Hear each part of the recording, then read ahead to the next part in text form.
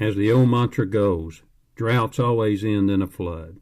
And so it was as conservation efforts finally began to stem the tide of the Dust Bowl. The cruel sky, which had withheld water for so many years, opened up in torrents. The hard, cracked soils that had been ravaged by drought were unable to take in so much water. Widespread flooding was the result, washing away homes and taking lives. The flood control program in Oklahoma really got up to its height in the 1960s and 70s when we were completing over 100 dams a year.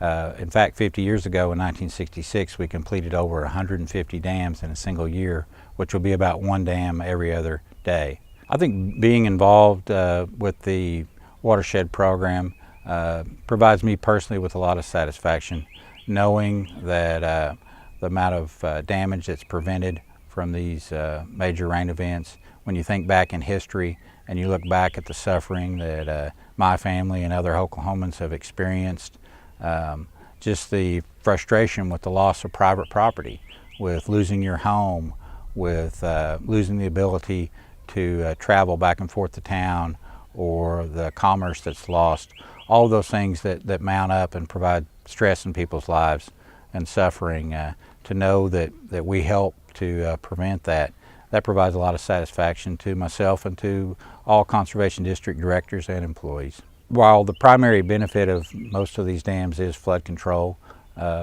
many of them have multiple uses. Many of them were designed that way, and some have been rehabilitated to provide multiple use.